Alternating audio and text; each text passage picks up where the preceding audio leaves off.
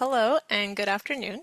My name is Rebecca Andrade and I'm the Educational Programs Manager here at the Kansas Health Institute, and I would like to welcome you to the Region 7 Maternal Health Echo Summit. We are so glad that you're here. And so what I'll be doing is just starting with a few pieces of information before we jump into the summit. To begin with, KHI, or the Kansas Health Institute, is a nonprofit, nonpartisan educational organization based in Topeka, and we were established in 1995 with a multi-year grant from the Kansas Health Foundation. We are guided by the vision that Kansas will become the healthiest place to live through evidence-based and innovative strategies, policies, and practices. And we work towards this vision by providing nonpartisan information, convening crucial conversations, and facilitating learning that leads to meaningful change. If you visit our website or you stop by our building, you'll see that our work involves research, evaluation, technical assistance, and policy analysis, as well as podcasts, blogs, and gatherings like today's summit. And then with that, I will pass it over to my colleague Avanti, who will be today's lead facilitator and presenter. Great. Thank you, Rebecca. Hello, everyone. My name is Avanti Chatrathi, and I'm an analyst here at Kansas Health Institute. So we have a great agenda for you guys today. First of all, just welcome again to our Maternal Health Echo Summit, Bridging Community and Health Systems to Help Mothers Thrive. So we're going to begin our session today with a keynote presentation reviewing the maternal health national landscape, and then dive deeper into maternal health outcomes in Region 7. And Region 7 states are Kansas, Nebraska, Missouri, and Iowa.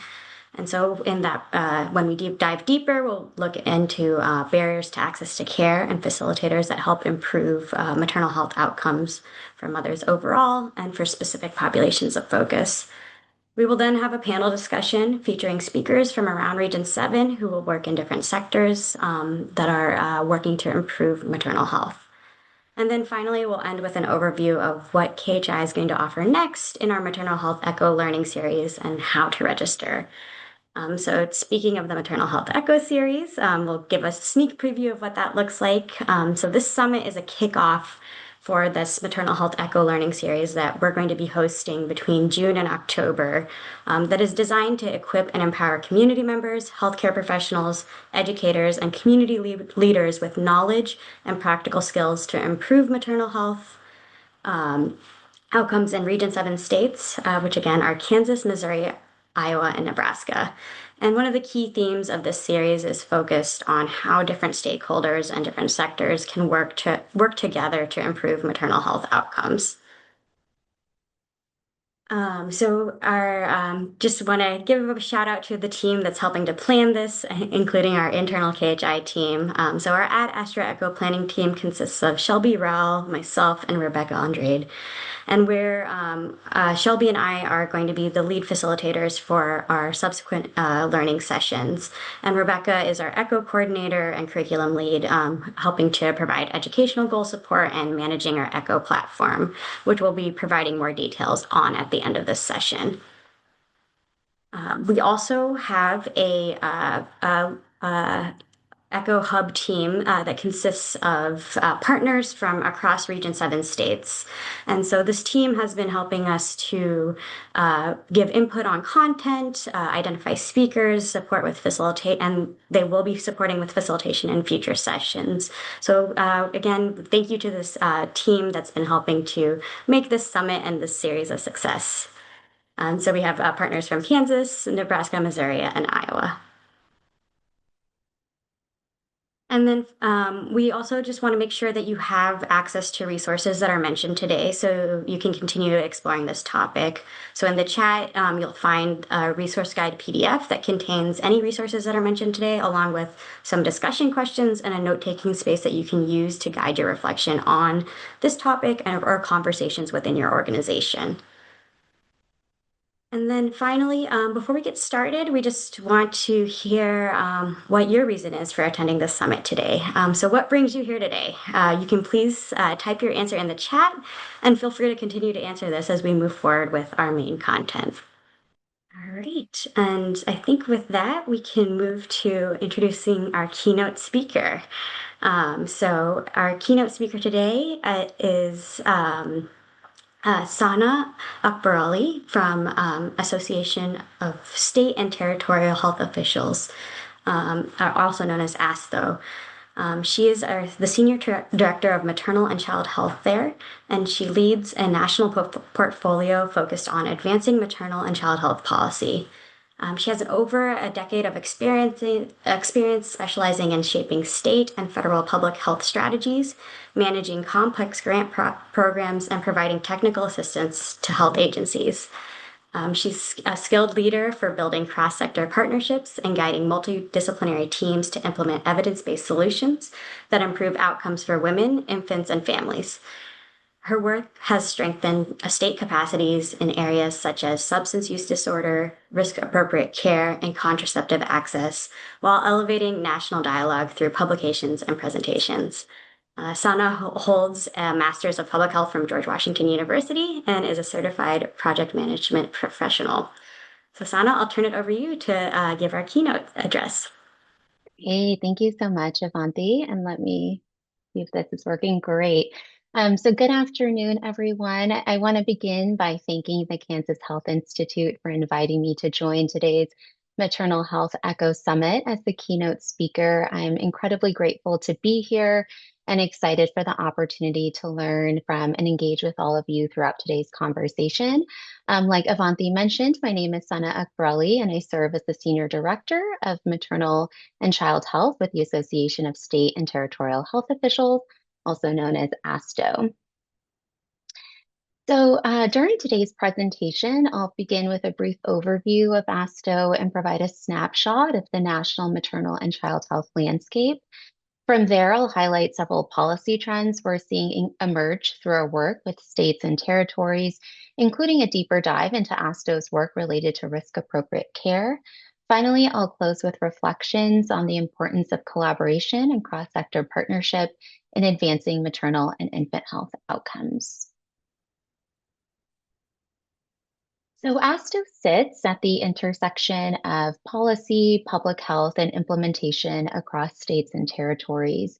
We are a national nonprofit, nonpartisan membership organization representing health officials in states, territories, freely associated states, and Washington, D.C. And as an organization, our key goals include public health leadership, health department capacity and innovation, expanded partnerships, and internal operations and sustainability. So Region 7 is already leading innovative work in maternal health, and these are ASTO's members, your health officials, in each of the Region 7 states, including Iowa, Kansas, Missouri, and Nebraska. So at ASTO, like I mentioned, I have the privilege of leading our maternal and child health team. And I just want to take a quick moment to recognize this incredible group. Truly, none of this work would be possible without their expertise, dedication, and partnership. At ASTO, our MCH portfolio spans three core areas: maternal and infant health, child and adolescent health, and sexual and reproductive health, which really allows our team to bring a broad and diverse perspective to the work we do with states and territories across the country. So before I dive into facts and policy trends, I wanted to share how we view maternal and child health at ASTO. What we tell people is what's unique about MCH is that we're a population, not a disease area. So we touch most, if not all, areas of public health. And we often think of MCH as a bellwether for broader public health systems. So when these systems are fragmented or inequitable, maternal and child health outcomes are often where those gaps show up first. And conversely, when we see improvements in MCH, it signals that upstream investments and cross-sector collaboration are working, from healthcare access and behavioral health services to chronic disease prevention, environmental health, infectious disease infrastructure, health equity, workforce capacity, and social and economic policies. And this framing helps us understand MCH not as a siloed program or policy area, but really as a systems level indicator for broader public health. So I recognize that many of you in the virtual room are deeply immersed in this work every day. So I won't spend too much time grounding us in the data. But I do want to briefly level set on a few trends that continue to shape the maternal and child health landscape nationally. Across the country, states and communities are continuously navigating a rapidly evolving MCH landscape. Maternal health outcomes continue to vary based on geography, access to care, persistent racial disparities, and social and structural factors. More than 80% of pregnancy related deaths in the US are considered preventable. More than 50% of pregnancy related deaths occur during the postpartum period. And nearly 35% of counties are considered maternity care deserts or have limited maternity care access. And together, these trends underscore the need for stronger, more connected systems of care. So, in response to these challenges, we're seeing several important policy trends emerge across the maternal and child health landscape. And one of the most significant trends we're continuing to see nationally is a strong focus on maternal morbidity and mortality prevention, particularly through systems level approaches that strengthen continuity of care before, during, and after pregnancy. So many states have expanded Medicaid postpartum coverage and are increasingly recognizing that maternal health does not end at delivery. The postpartum period remains a critical gap in care, particularly as more than half of pregnancy related deaths occur after birth, as we just saw. We're also seeing growing emphasis on strengthening postpartum supports, improving follow up care, and ensuring women remain connected to services during that first year postpartum.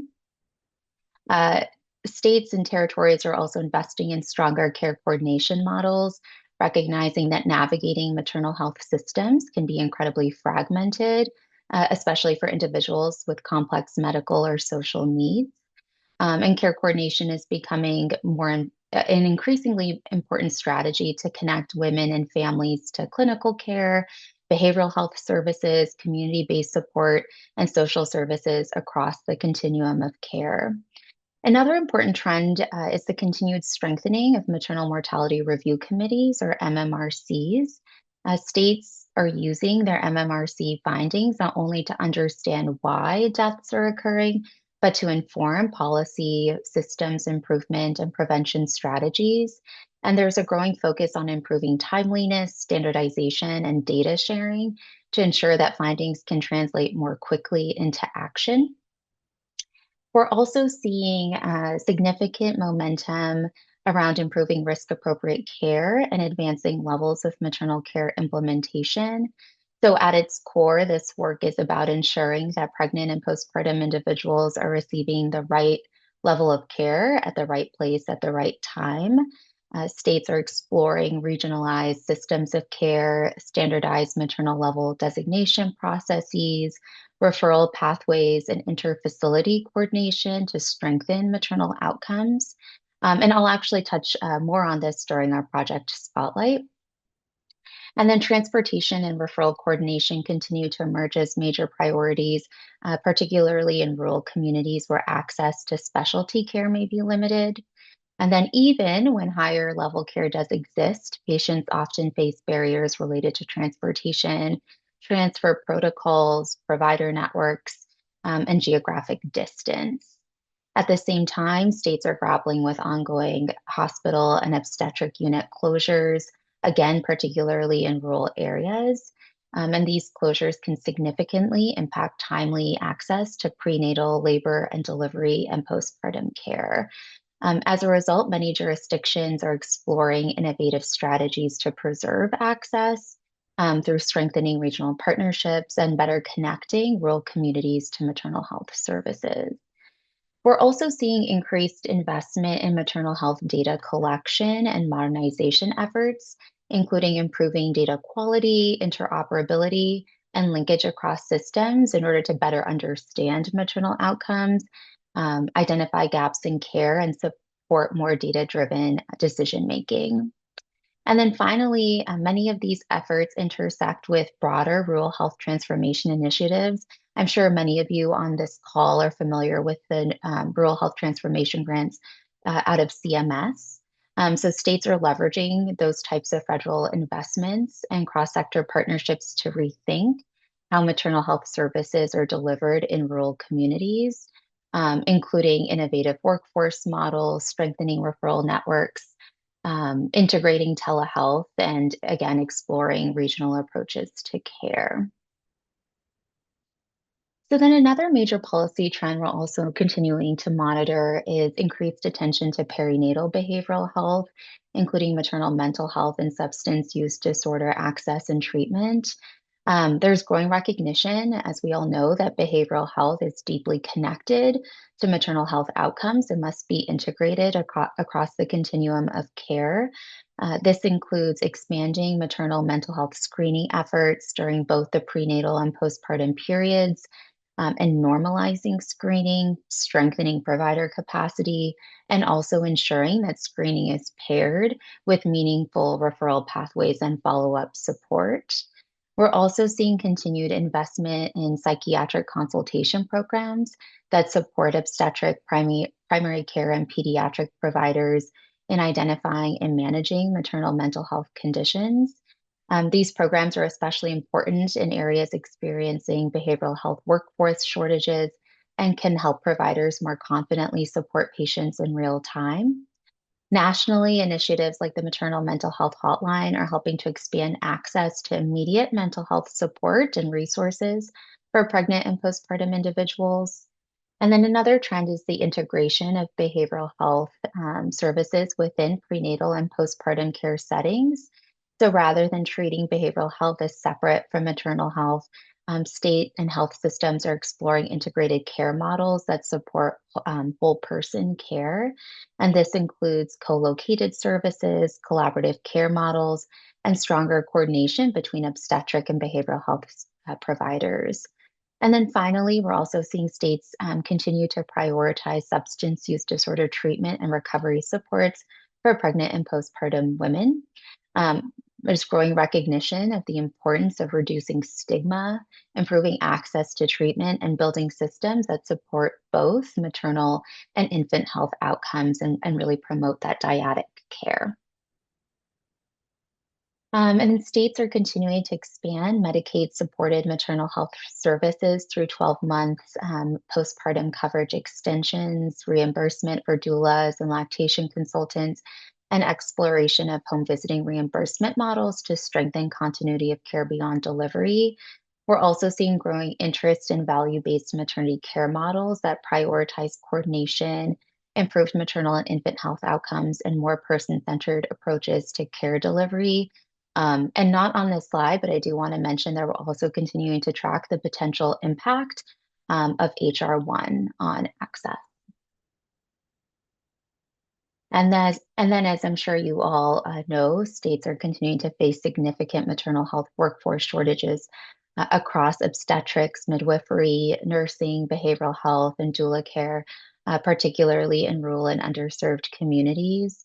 In response, many jurisdictions are exploring workforce development strategies such as loan repayment programs, pipeline initiatives, expanding training opportunities, and policies aimed at strengthening recruitment and retention across the maternal health workforce. And then unfortunately, I saw that recent data suggests declines in first trimester prenatal care initiation, which raises concerns about delayed access to essential maternal health services and opportunities for early intervention.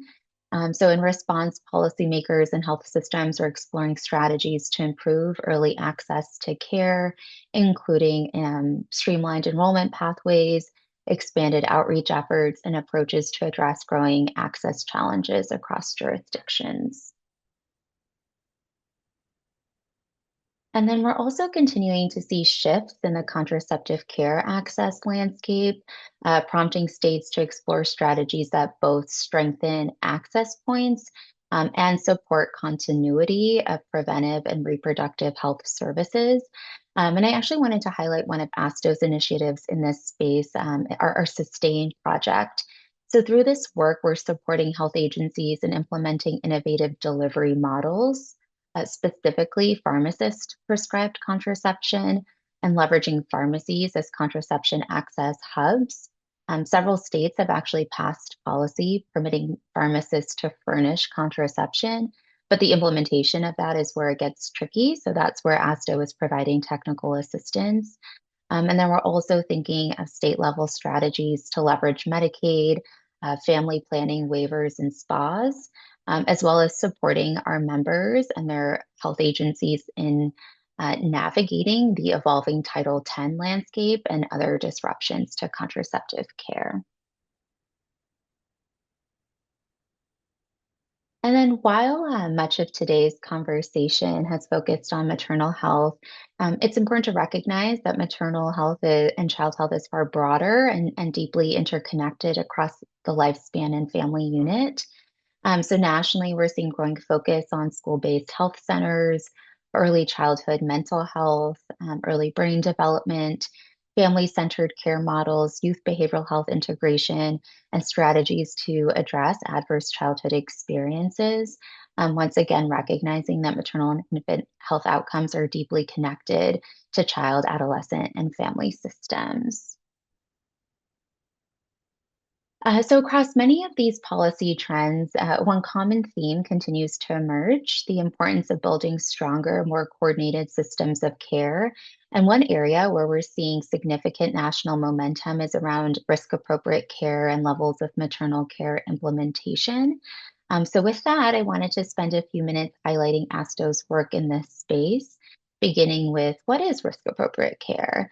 So, risk appropriate care, or RAC, is a key strategy to improve maternal and neonatal morbidity and mortality rates by ensuring that high risk pregnant people and their infants are receiving care at a birthing facility that is best prepared to meet their needs. And then within the risk appropriate care system, we have levels of maternal care, which is a classification system that's used to assess facility capacity to address maternal risk factors and complications. And I'll share a chart on the next slide.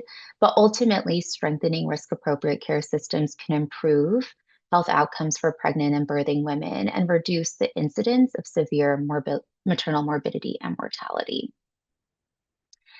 So this chart is actually from ACOG, who is doing a lot of work in the risk appropriate care space, but it highlights the level of care for a birthing facility from an accredited birth center to a level 4 with associate definitions and the level of care that facility can provide. And this information, again, is available on ACOG's website. And we do have an ASTO brief that does a nice job of summarizing risk appropriate care because can be quite technical in nature. So I'll drop that in the chat once my presentation is over. But I did want to share that we are currently supporting 15 jurisdictions in strengthening risk appropriate care systems. Notably, 3 of the 4 Region 7 states, Iowa, Nebraska, and Missouri, are actively participating in this work with us. We are hoping for another year of funding, so Kansas, be on the lookout for that.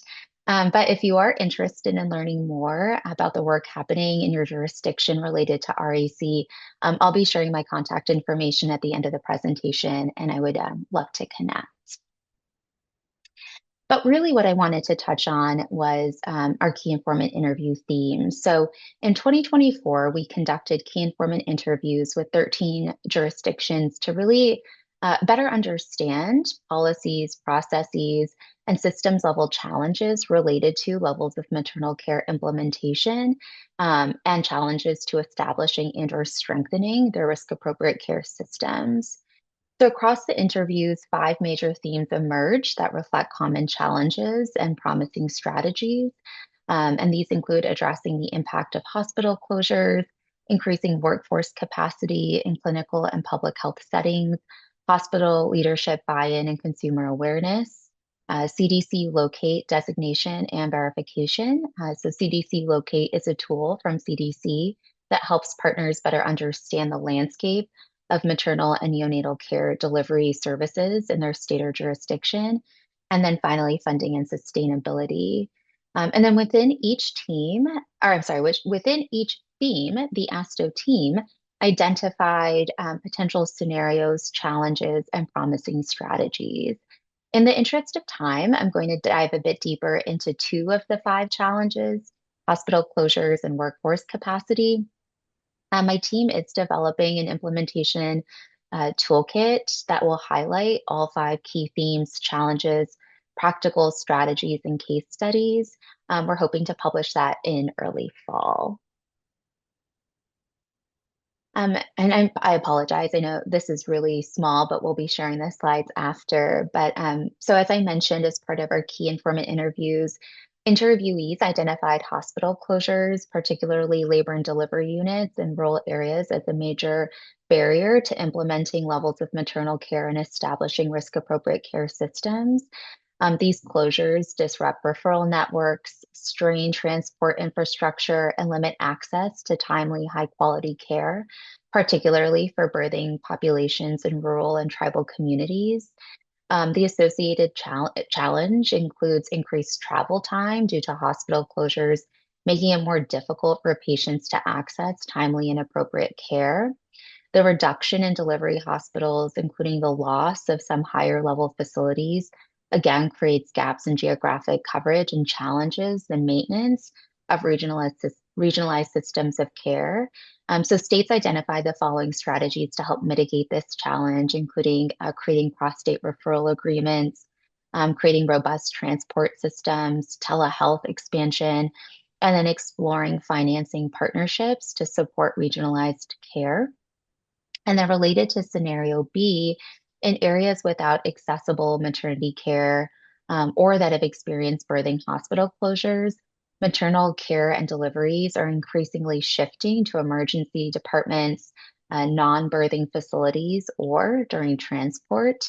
And the challenge here is that maternal care provided outside of birthing units increases clinical risk. And oftentimes, non birthing facilities are often not equipped with the obstetric readiness needed to manage maternal complications, which can lead to poor maternal health outcomes.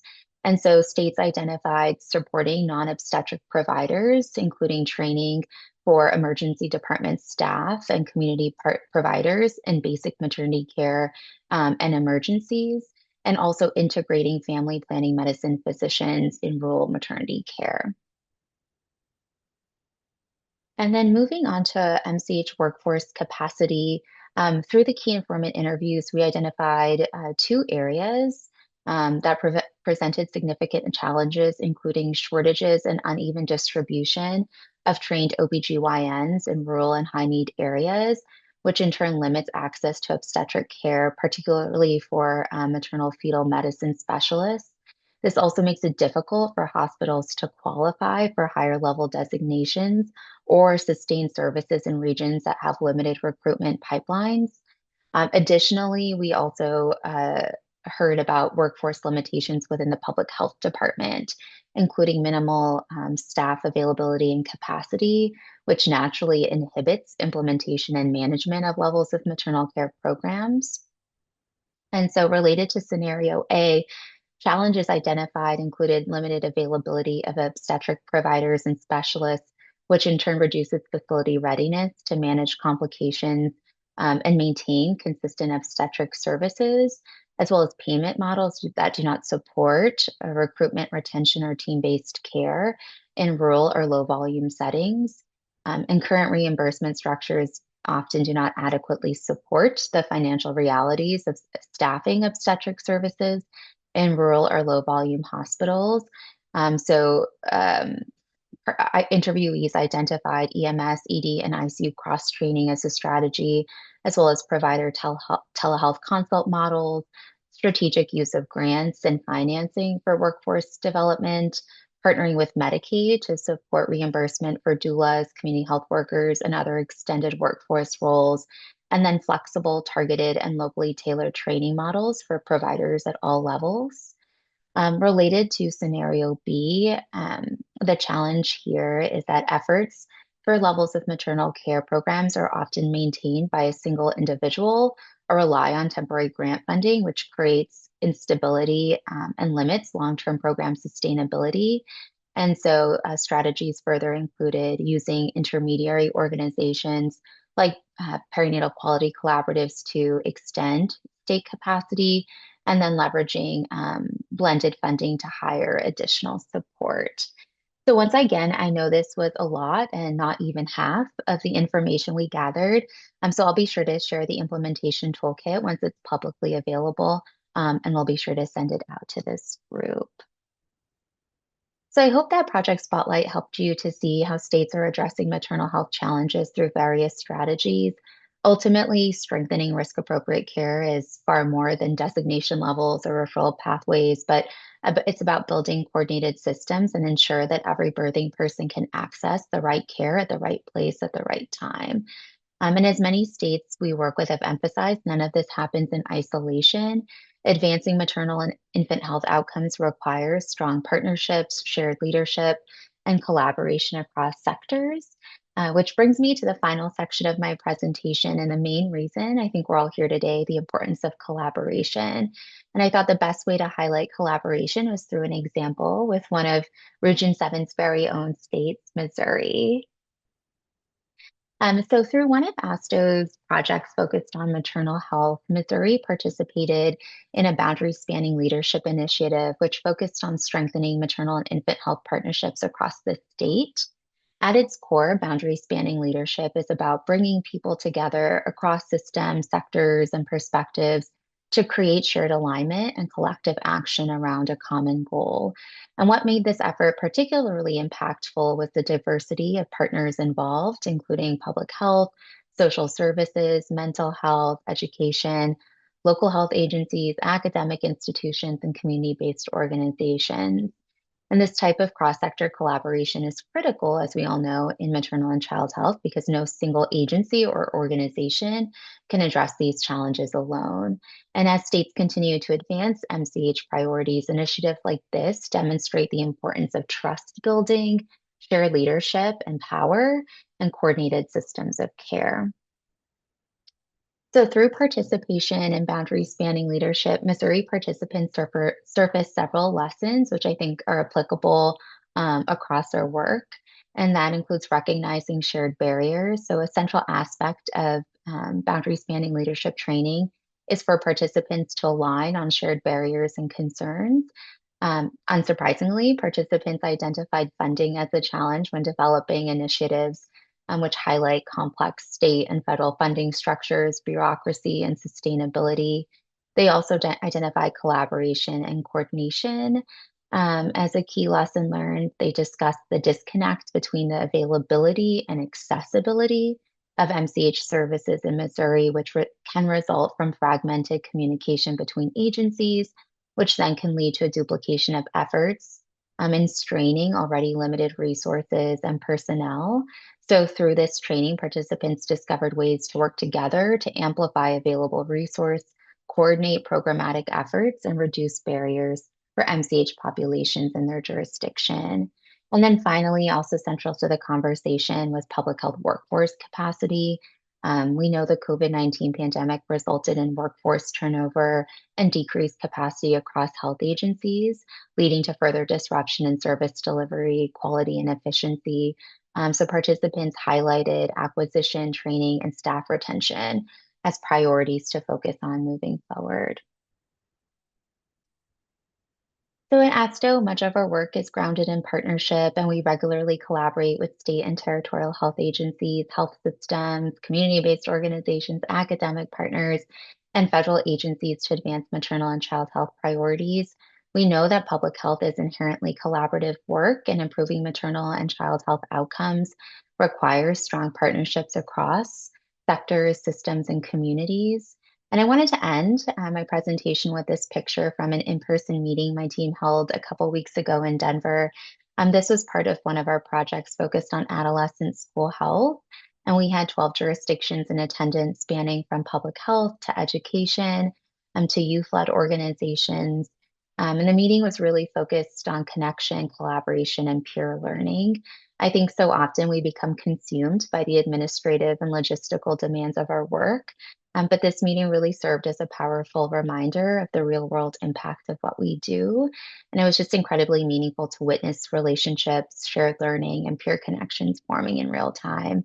And as reflected in this photo, the room was filled with collective joy, energy, a sense of connectedness, and a little goofiness because I think sometimes we need that too. So thank you all so much for your time and engagement today.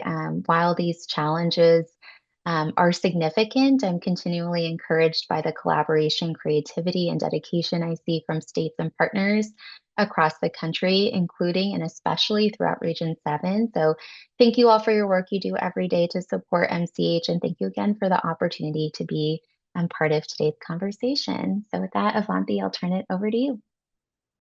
Thank you, Sana, for that overview. For the interest of time, we'll move on to the next section. But if any of you have any questions directly related to Sana's presentation, please feel free to put them in the chat or in the Q&A, and we'll either address them at the end or send them on to her and provide some answers a little bit later or after the summit is done. But thank you again.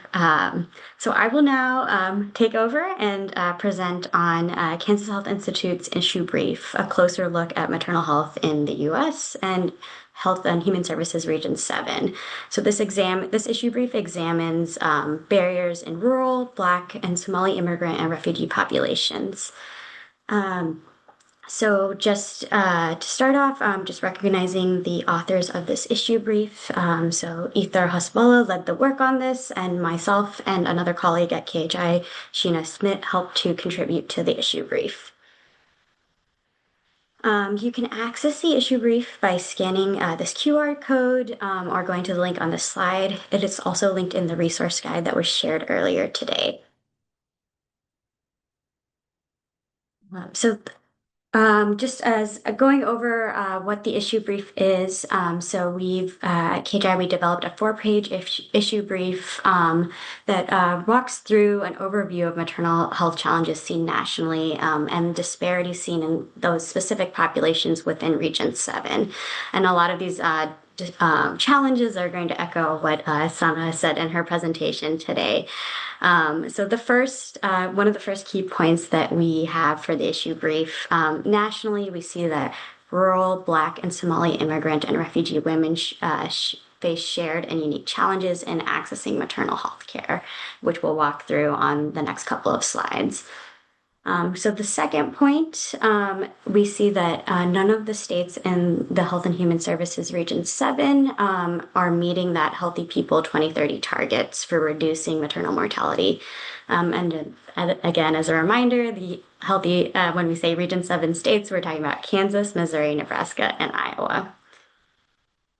The third key point, so we see national data is showing higher rates of maternal mortality that are experienced by rural and Black communities. And again, we'll talk through some of the barriers to care that we're seeing specifically within these populations and what that looks like within some of our Region 7 states. And then the final key point, we see that across the nation and in Region 7, community-based solutions that utilize community health workers and doulas are effective to increase access to maternal health care and improving maternal health outcomes for all 3 populations. And some of those community-based solutions look like including culturally tailored programs and services within the healthcare field and beyond the healthcare field. So this is all on the first page. The second and third pages dive into those barriers for accessing maternal health care. And then we'll talk through some strategies that emerged through the research that we did. So from a literature review of 34 articles, we compiled these barriers that you see on this slide to accessing maternal care that were distinct for each population and then shared across all 3 populations. So I'll briefly walk through the 3 population groups and the barriers to care that we see, and then the shared barriers. So for rural communities, some of the barriers to maternal health that we found through our literature review were related to accessing care, including a lack of affordable and consistent broadband access to receive care or resources virtually, staffing shortages in existing healthcare facilities, and the closure of labor and delivery units, which again, echoing the presentation that Sana just gave. And specific examples, we saw some specific examples through the literature in Kansas and Iowa that showed that closure or pausing of facilities offering prenatal or labor and delivery services had caused increasing number of women to have to travel up to 60 miles for care. When looking at some of the barriers for accessing maternal care for Black and African American communities, we saw there were barriers related to the experience of receiving and accessing care, including systemic racism and discrimination in healthcare settings, stress, depression, and anxiety during the pregnancy and postpartum period, and a lack of transportation to access healthcare. And these barriers were compounded some of the outcomes that this population faced. So, for example, a study found that Black women living in segregated neighborhoods faced compounded stress from discrimination and limited access to healthcare, which then affected mental health and led to other adverse outcomes. And then for the Somali and immigrant refugee communities, we saw that there were barriers also related to the experience of receiving care and care navigation. So, including having a preference for female providers throughout care, a higher history of trauma leading to mental health challenges, and challenges preventing patients from accessing healthcare services. Some of the research showed that Somali immigrant and refugee populations had mental health concerns like anxiety and depression, but they were not openly discussed because of stigma within that community. And then across all three populations, there were shared barriers, including health insurance gaps and inadequate coverage, difficulty navigating the medical system, and financial hardships. So, with those shared barriers, we also want to recognize that these populations are not mutually exclusive. So, there's people from the literature and within Region 7 states, which you've probably experienced, that may identify from multiple of these communities. So, multiple, communities that are that identify with multiple of these groups may experience those compounding barriers that make it even more difficult to access maternal health care. So we can move on to the next slide. From our literature review, we saw some strategies that did emerge to improve maternal health outcomes. So both that were cross-cutting strategies across all three populations, and then population-specific strategies. So on this slide, we'll talk through some of those cross-cutting strategies. The first are community-engaged programs that offer social support.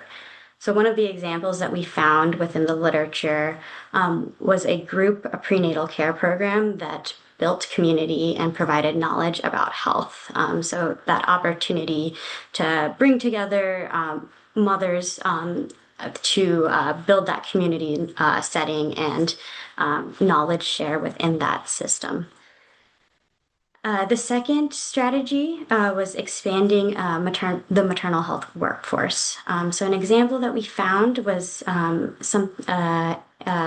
being able to engage community health workers and doulas to help tailor care to specific populations.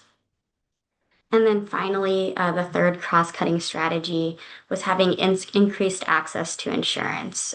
So an example is helping Medicaid enrollees understand the coverage that they have and navigating resources available within the Medicaid system.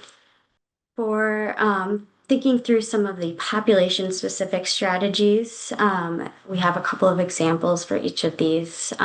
So for rural populations, we saw some of the strategies that helped to improve maternal health outcomes were increasing access to the internet, expanding midwifery education, and midwifery support programs. So being able to extend those services outside of the traditional healthcare setting. For Black populations, we saw some of the strategies that helped improve maternal health outcomes included strengthening social support, addressing racial discrimination in medical care practices, and then having more community engagement within programs and data sharing across programs. And then finally, within the Somali immigrant and refugee populations, some of the strategies that were shown to help to improve maternal health outcomes were providing culturally tailored services, addressing barriers related to medical system navigation. So these strategies were shown to be population specific within the literature review that we conducted. But as you can see, some of these popped up during Sana's presentation on the national level. So they're not totally new strategies, but I think one of the important things to take away is that, how can we implement these strategies within our own communities, within our own Region 7 states, while working together with other sectors that are also implementing these strategies or trying to implement these strategies.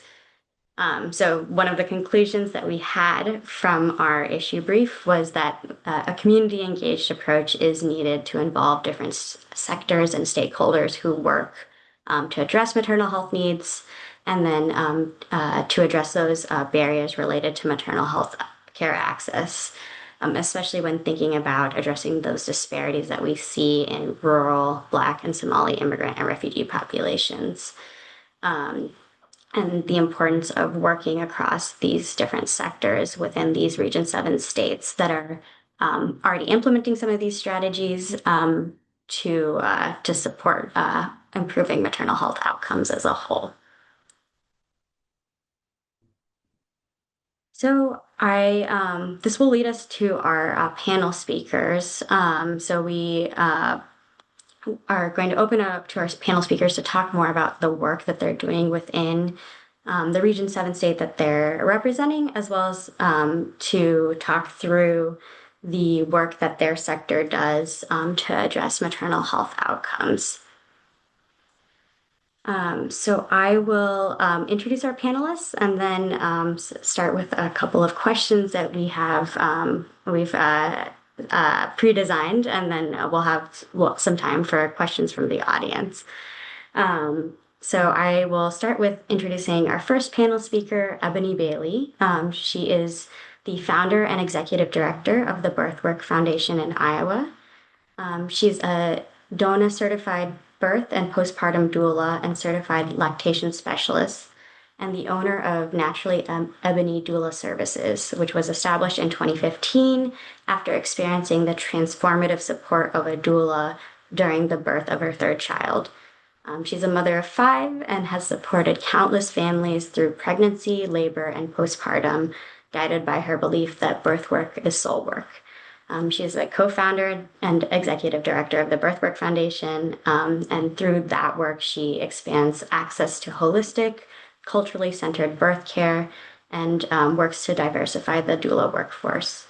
Ebony also mentors doulas nationwide and advocates for equitable, compassionate healthcare for underserved communities. Our second panel speaker is Catherine Friends, who is the director of maternal health with the Shine with Joy Foundation in Kansas. So Cat Friends works with Shine with Joy Foundation to promote community partnerships in maternal care, STEM, doula care, and storytelling to help optimize resources to improve Black maternal health equity.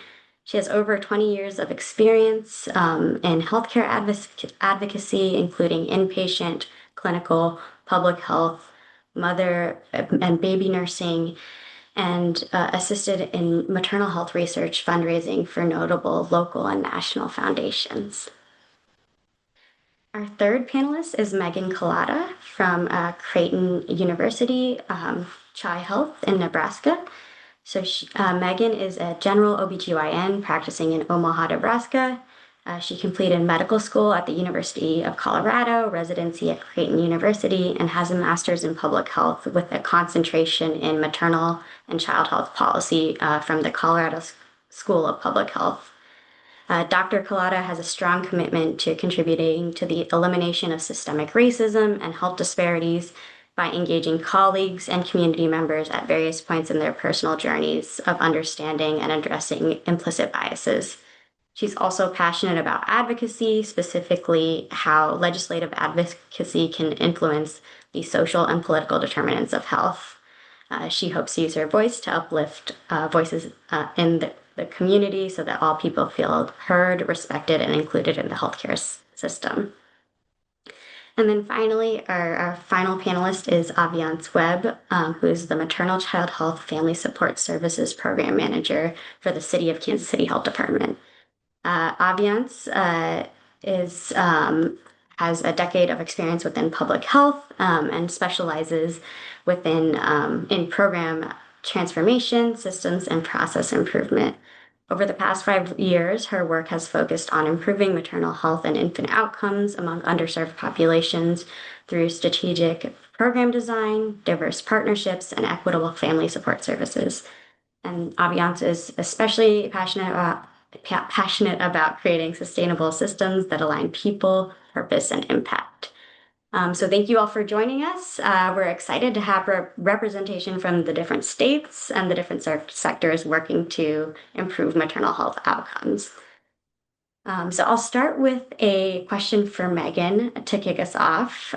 So from your clinical perspective, what are some of the most pressing barriers to maternal health care that you're seeing within our region? And what does your work look like to address those barriers? I think it's a great question. And I think some of it we've talked a little bit about already today. But I think, when there's so many different areas, there's a few I would say really to highlight because I think they're happening not just in one area or one sector, but kind of across our region. I definitely think that the issue of racism in medicine as a whole, but specifically in addressing maternal and child health outcomes, is incredibly important and something that is impacting, all of our region and across the country. I think that's where a lot of our emphasis, we could find a lot of benefit in really working to address that. And I think sometimes these issues that seem bigger or can seem sometimes out of our individual control, that's where working in these collaborations and working across sectors, I think will make a much bigger impact. I think other areas, and this was mentioned as well, but maternal mental health is a really big issue as well. And I think seeing expansion of postpartum Medicaid has been huge in being able to address the mental health concerns that happen not only in pregnancy, but also helping set people up for better success moving forward and moving through the postpartum period, and trying to help people connect to services and resources and care as they move beyond kind of where they may be covered or in more of that safety net of having access to resources in the perinatal period. So I think that's another area. And then certainly maternity care deserts were mentioned. And I think we see that throughout this entire region. And that can be difficult. I think it's a long-term issue to try to address. How do we get care to people throughout all of our states and all of our counties when different counties and different communities have different needs. But I think that's something that we're seeing even more acutely now. And then the last thing I would just briefly mention that I don't think has been touched on here today, but I do think we see a lot of difficulties coming from medical misinformation and where people's safe, trusted sources of information are. And I think it can be hard for our patients and our communities to navigate all of the information that is available, to know who to trust and what to listen to. And I think that's something that we see clinically, but also in community that are impacting things. And so I think from my perspective, as much as we can work in collaboration and in partnership with one another, I work closely with our local health department where I live, because they're doing really incredible work. And I would say as a clinician, I think it's important for us to understand that most of a person's healthcare really doesn't have anything to do with the time that they spend with us, but so much more of our health is impacted by all of these other factors. And so as much as we can, those of us who, have access to patients and are seeing people for care, as much as we can connect people with these other resources, I think that's where we can collaborate together to try to improve health outcomes. Thank you. Yeah, and I think I appreciate the call to collaborate with other sectors that are working within this area and sharing those resources.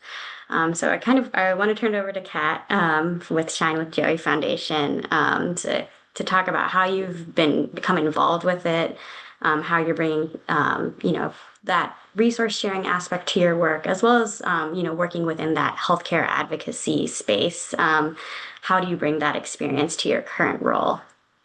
Oh, well, thank you. I became involved with Shine with Joy Foundation. It's an act of legacy from a dear friend of mine named Crystal Anderson. She was just a fierce force who herself was a strong Black woman. She was a awesome STEM gal. She had a lot of deep passion to really extend knowledge and support to Black young girls in STEM. And along that, she also happened to be a bit more on a higher platform as a National Football League cheerleader. And unfortunately, her story ended in mortality. Now, with that, her amazing widower, he thought, how do we honor her life? How do we continue to do the good that she always believed in?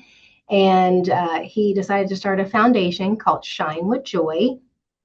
And within Shine with Joy, this is a community-based endeavor.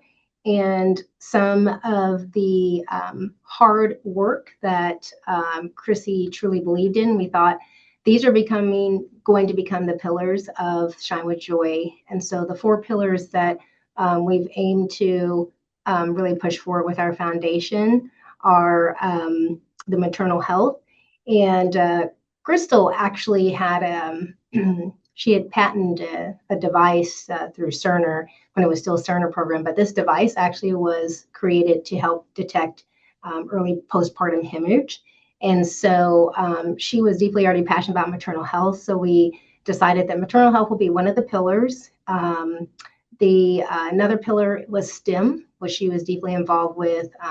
She helped out with the Young Black Girls Association of STEM in Kansas City area. So we have a STEM pillar. We have a pillar that is nurturing and wellness. As we heard today, how important things are for kind of the aftermath of things and supporting behavior health in the maternal health landscape. And so our nurturing wellness comes out of Crystal because she actually became a certified yoga instructor. And so we have a wonderful director that puts out programs and information just about the importance of nurturing and wellness. And then our 4th pillar, this is one of my favorites because I always think about Crystal's just smile of life and what she did. It's called Joy. And it's really to try to give hope back to those impacted and affected with poor maternal outcomes. And that includes not only moms, that includes fathers and their families.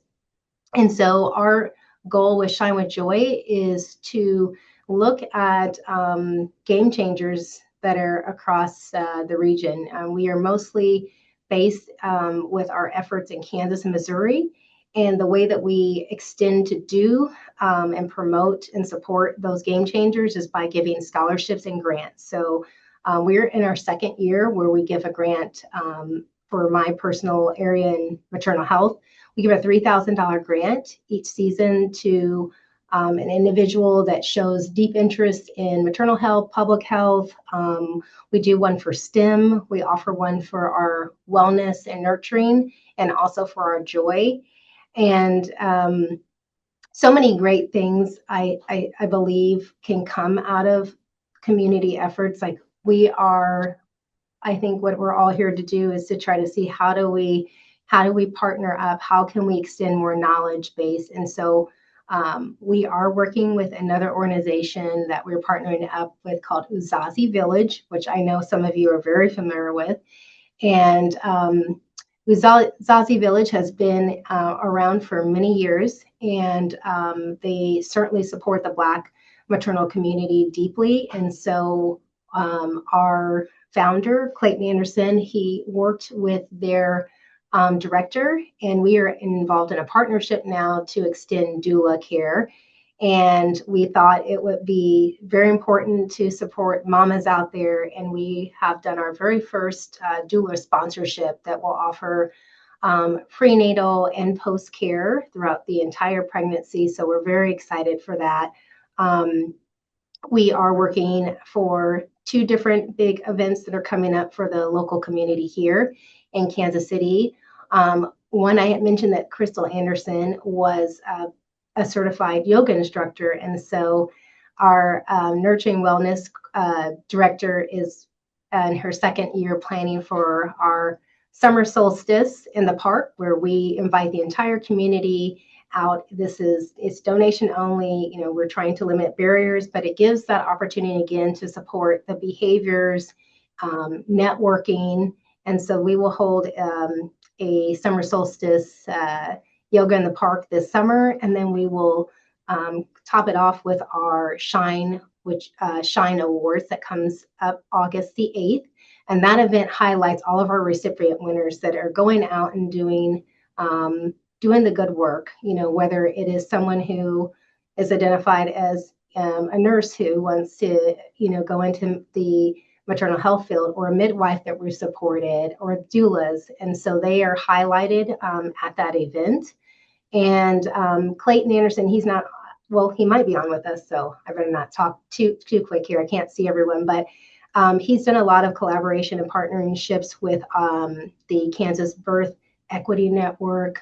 I've worked closely with some of our partners with the Missouri Perinatal Quality Collaborative. So even though our community base doesn't touch and feel all of the patients in the same way clinically, I think it's just as important, just as you know, Megan, you had mentioned. So those are some of the ways that we as a community are trying to extend knowledge, support, and hope. Thank you. Thank you for sharing that. And I think it also ties back to something that Sana said earlier about how maternal health touches all of those aspects of public health. And really, with those 4 pillars that you're working with, I think you're touching all of the aspects of public health that that are important for maternal health care. So thank you for sharing this information. And you had mentioned that you're working with doulas, so I'd love to turn the next question to Ebony to talk about how your work with doula support, or to talk about your work with doula support. So could you answer, or could you talk about how the Birthwork Foundation is using doula support to address disparities in Black maternal health, and what makes that approach different from traditional care? Absolutely. So there's a couple different things that we do differently with the Birthwork Foundation. Not only are we training Black and Brown women to become doulas, we're supporting Black and Brown birthing families, and the doulas stay within our organization. So there are monthly mentorship calls. There are access to additional continuing education to make sure that what you learn in a traditional doula training is not all the knowledge that you maintain throughout your doula career. The lifespan of a doula is typically about 3 to 4 years because it is very challenging work. We are seeing the good, the bad, the ugly, everything kind of in between. And so we want to make sure that we're able to combat that by giving them community. So all of our doulas have access to mental health services, especially if they have a client that experiences a loss. If they come into, unfortunately, with a provider who has triggered some secondary trauma, we make sure they have access to process that trauma. And I, as a director, will follow up with the hospital and kind of understand how we can work together within the hospital setting. So we do things a little bit different than the traditional training, but really focusing on the whole person as the doula, and not the doula being the only solution to maternal health outcomes and problems, because that's a lot of weight to put on someone, to expect them to be able to change a healthcare system that has been in place for years upon years. And typically, you don't even have access to have conversations with the people who can enforce those changes. So we try to do our own work within the community, building community trust, making sure that we are presenting evidence-based, but also culturally relevant information that goes alongside with our care. So what you're seeing online, like Megan said, it's hard to compete with TikTok, right? When anybody can make a video and there's no reference to fact check what that person is saying, whether it be facts or just their experience or their lived knowledge makes a big difference because not everybody's birth is going to be the same. Not everyone's health history and experience is going to be the same. And so really making sure that we're doing community events. We do a lot of community baby showers. We have a virtual mental health group that meets monthly with a Black therapist. We only have one in the state of Iowa, so we outsource that. We make sure that we are providing resources to families in ways that are easy for them to comprehend or to take in. And so that is videos, that's phone calls, that's not just written flyers that we're passing out because you never know what someone's level of comprehension may be. So really engaging in authentic conversations. We also do what we call our quarterly challenging conversations with hospital providers as well as labor and delivery nurses. As much as OBs, midwives kind of take the heat for maternal health, a lot of what happens during labor and delivery are interactions with L&D nurses. And so sometimes it's not just about having what we perceive as a healthy baby. How do we make sure that this mom is going home mentally safe and sound as well? And that starts with having conversations with nurses that say, hey, in this room, these are going to be the expectations. Did you have access to read over the birth plan? And can we kind of have this meeting before, at every shift change, before things are happening, so that things are not happening to the client, but they're happening for the client. And that also includes the baby. So we try to do things a little bit different that will invoke sometimes some challenges, but also allowing people to stop and take a moment to think of, am I doing something that is going to benefit this family? Am I doing something in a way, am I speaking in a way that I would want someone to speak to my loved one? So just taking that first step of pausing and really truly assessing the situation. And that's where doulas are able to help bridge that gap, whether it be a lack of understanding about a prenatal appointment or something that's happening in labor and delivery where a decision needs to be made. And because we're with people typically from about 12 weeks all the way through the 6 weeks of postpartum, our communication is built a little bit different. It's built on trust. It's built on understanding what this family may need. And just sometimes reiterating what a provider has said can bring on a different level of understanding. So lots of work still to be done within the state of Iowa. We've trained just about 100 doulas in the 5 years that we've been around. We will continue to do several trainings per year to build the workforce. But the work is happening. The numbers are changing. It takes time. All this didn't happen, right, in 1 year. And so it's going to take some time, lots of collaboration and understanding, not only from hospital systems, but also from the state, the impact that we can all have if we work together, but also being able to understand staying within your level of expertise and working with people who are from the community, who are engulfed in the community and have already done the work to build community trust. Thank you. And I think that highlights an important aspect of navigating the healthcare system, of how that aspect of building trust over time, especially in those early stages of pregnancy. So I love the example of how doulas can do that and build that trust to help address one of those barriers that we talked about, has been talked about throughout today's presentation of navigating the healthcare system. So last, I want to turn it over to Aviance to talk. I think all three of our panelists so far have talked about collaboration and working with public health and health departments to address some of these barriers to maternal health. So Aviance, could you talk a little bit about your experience in working in public health and addressing barriers to maternal health? And what tools or partnerships that you've found most effective at the local health department level in the work that you do? So, ironically, my first role in public health was actually investigating cases of elder abuse, physical and financial. But after that, I transitioned to disease investigation. But I always knew that I wanted to have a career dedicated to improving the health of women, infants, and children. It just took me some time to get there. So once I did, I realized that in order to know what tools I needed, I first had to understand what my own strengths and skills were, so that way I could best support the impact I was trying to make. So at 23, I did not know what I know now about myself naturally.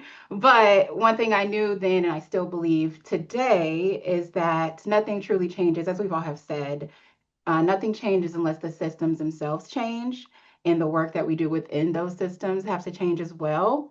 So, oftentimes, the same systems that create barriers for us are also creating the same barriers for the people that we serve.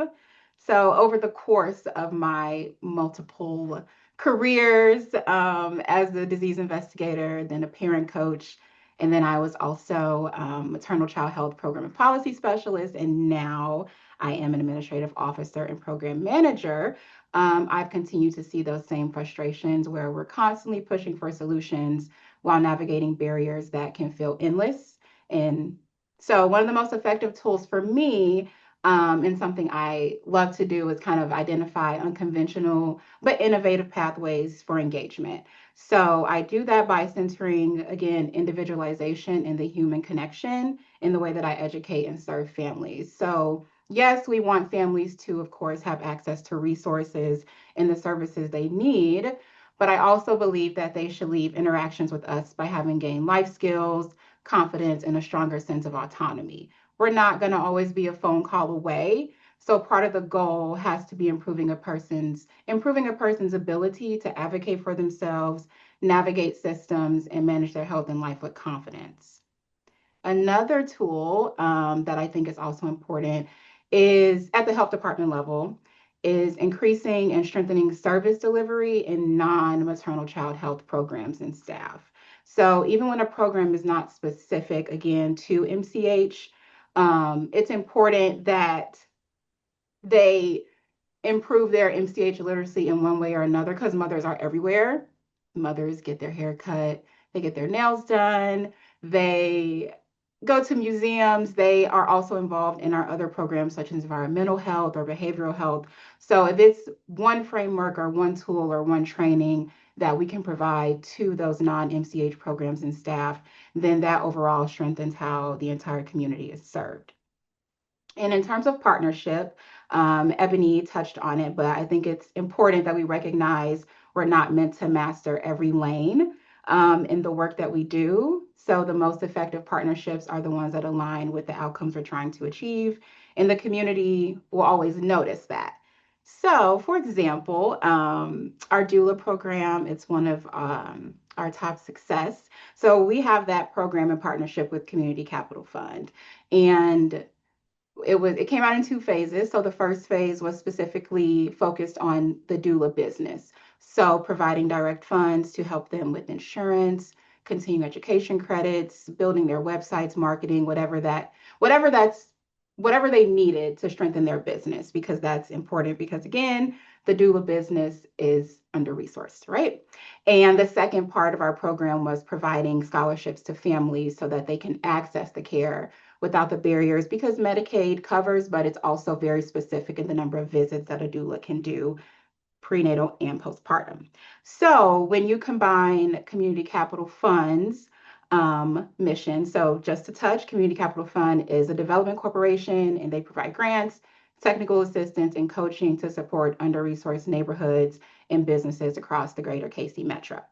And when you combine their mission of advancing asset-based community development, increasing financial, human, and social capital with our mission to improve health outcomes through, again, those community-directed programs, services, and collaboration, along with our efforts in maternal and child health, it creates a partnership that the community can recognize and trust.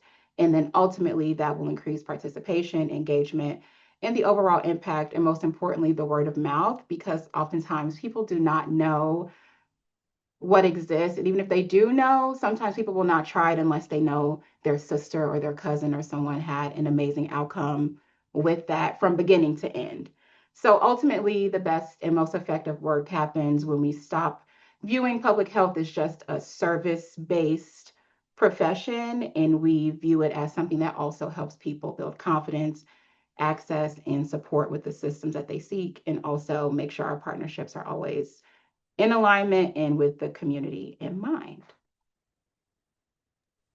Thank you. I feel like it's a great way to wrap up, it kind or tie onto a bow onto this idea that maternal health is public health. So it is important to be addressing, some of these factors in these, or thinking of addressing maternal health as addressing some of the factors within public health as a whole. We are winding down to the end of our time, so we have a couple minutes. I had a question about successes in cross-sector collaboration that for you all to share about, but I think you all kind of shared this throughout your answers to this question. So kind of just briefly, what I do want to ask is, what are some of the barriers that any of you have seen within cross-sector collaboration when addressing maternal health outcomes, and how have you seen those barriers addressed, or what ideas do you see to address some of the barriers for cross-sector collaboration? One of the barriers that we often see is a lack of understanding. Because someone is not doing something the exact same way that you perceive it should be done or understood or have experienced it being done, it can feel foreign and uncomfortable. So being willing to have the hard conversations, to ask more questions and really seek understanding versus trying to change something that's in place that's has a history of working, right? So I think that there's that. I also think that making sure that you understand before you're reaching out to someone to solve a problem, that funding comes with solving that problem, because we don't we don't we don't work for free. You don't live in your house for free. Like, you got to pay bills, right? So funding is a big thing. And it also prevents burnout. People are doing this work because they're passionate about it, because they want to support and they want to help, but passion doesn't pay bills. So understanding funding, and knowing who you're reaching out to and the capabilities that they actually have, I think also goes a really long way. Yeah. Anybody else want to chime in?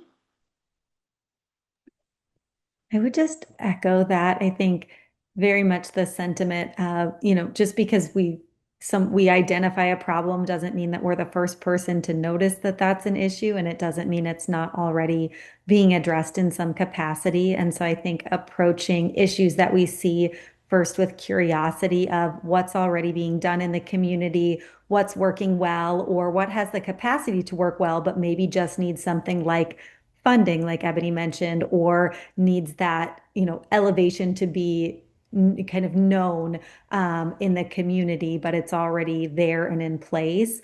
I think that there's, in Nebraska, we've found over the last couple of years, there's a lot of really good work being done, but not everybody knows what everyone else is already doing. And so I think rather than kind of coming in with whole new ideas or trying to reinvent the wheel, seeing what's already happening, what's working well, what just needs to be uplifted in some way a little bit more. And maybe that collaboration is adding funding towards something or adding visibility towards it rather than recreating a whole new program.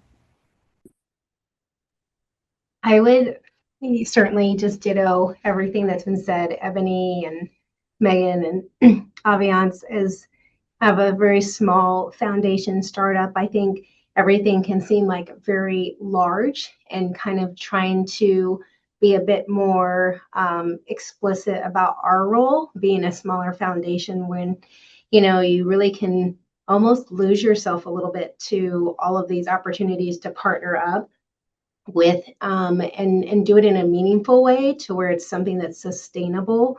I think knowing that we are a donation based foundation right now, it's really important for us to just be careful and mindful not to kind of deep dive. We've all seen kind of the role of social media, and you kind of get these little sound bites here and there about, oh wow, this, look at this amazing program here, oh we should really put our pot here.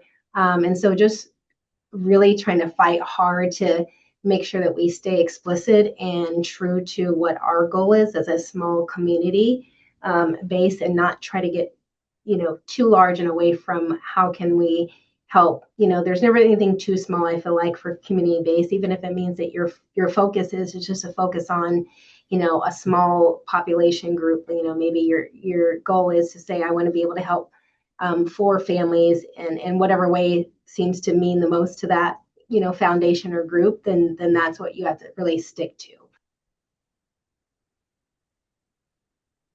And I'll be honest, one. Okay, go ahead. So, Um, I'll add, I guess the most important thing, or I feel that's important when working in collaboration with others, is knowing when to pivot and then when not to pivot on your goals.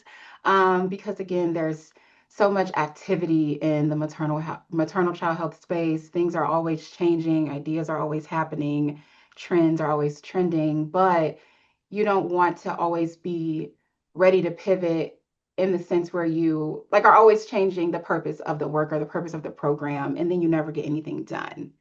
So I think it's important to stick to the overall goal and then adapt it to things as they come versus kind of, how am I trying to put it?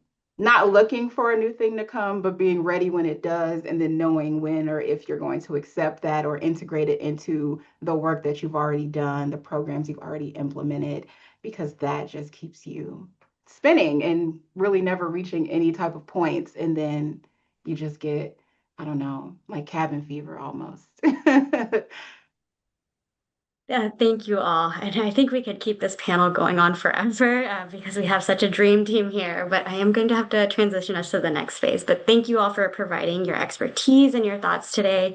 If anybody has any questions in the chat, please feel free to put your questions in the chat, and we can follow up with our team afterwards.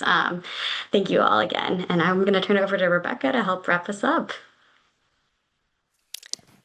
Thank you so much. And yes, I echo what Avanti shared. Thank you all for just being with us today and sharing your insights and your expertise. And so with that, in just our last 5 minutes, we're going to do a quick orientation around the ECHO series that is coming up starting in June through October, so that you have all the information you need to join the series. And so first, I'll just give kind of a quick summary of what an ECHO series is. And so the ECHO model is really built around this really powerful idea, all teach, all learn. So instead of a traditional top-down training, ECHO connects a specialist hub team made up of subject matter experts, folks with lived experience, to a wider community of participants. And they work together in an ongoing collaborative network. And so everyone in that circle both shares and gains knowledge. So expertise is not siloed, but it spreads. And the QR code on this slide will take you to the website for Project ECHO, the overall initiative, if you'd like to explore that further. But just a little bit more about how the ECHO model is structured. ECHO stands for Extension for Community Healthcare Outcomes, and it has been primarily used in the healthcare field, but it has since grown into public health and even education and just different sectors. And it's really guided by 4 principles. The first one is the use of technology so that folks can be connected across spaces, whether that's a state, region, or even the world. And it's also focused on that community of practice model. So being able to share best practices to reduce disparities. You will have an opportunity to learn from and engage with subject matter experts who will be sharing those best practices that you can then take back to those populations and communities that you serve. Each ECHO session will utilize case-based learning, as well as guided practice. So the ECHO model also has facilitators who help the group walk through different real case scenarios where we can then apply the material that's covered in each session. And finally, surveys are an important component of an ECHO session, as it's a way to measure the impact of this session and to ensure that we're improving as each session goes forward. Now we'll pass it back to Avanti for a couple slides to give a high-level overview of the series that's starting in June. Thank you, Rebecca. So, as you have all probably seen or heard, we're really trying to, with this Echo series, we're really focusing on that collaborative aspect of maternal health. So how can we work with different groups, different stakeholders to address maternal health outcomes? How can we not reinvent the wheel and lean on the programs that are already being developed or the efforts that are already out there? So within the maternal health echo series, our overarching objectives are to provide some actionable strategies to engage mothers and community voices in shaping service delivery and evaluation, build these networks across Region 7 and across different sectors to share practices, resources, and data-informed insights, leverage these community-based approaches that have been shown to work in collaboration with clinical systems, and then identify and share strategies to address region-specific maternal health barriers. So the series is really focused on bringing together all these different partners to have that space to share strategies and build on strategies that are working. This is the overview of all of the sessions. Each one will focus on a specific topic and dive deeper. We'll have speakers for each of the sessions and then case studies that participants can work through together to build up some of those strategies and tools that they can then take back and use within their communities. And then I'll pass it to Rebecca to talk through the registering for the sessions. Thank you, Avanti. And so the Echo series will be delivered through the iEcho platform. So that's developed through Project Echo, and it's a learning management system. But what this platform will allow you to do is to both view the session details and schedule and also join the sessions directly through the platform. You'll be able to access resources and support throughout the series and also engage with fellow cohort members. So it's a really great resource that Project Echo has developed, and we're excited to be able to leverage it. I do want to make a note of how registration will work for that. It is a bit different than how you experience registration for today's summit.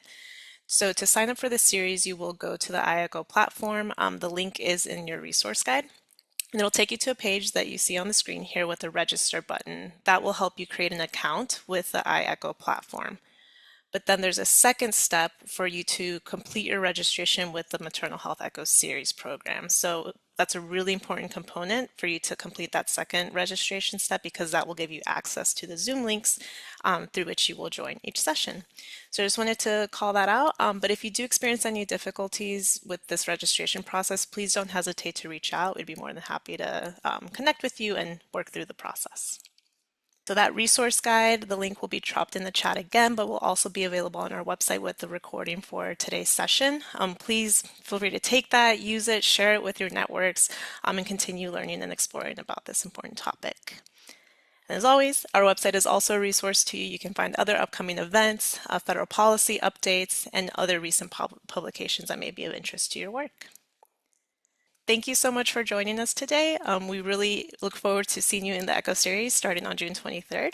We hope you have a wonderful rest of your week. Thank you.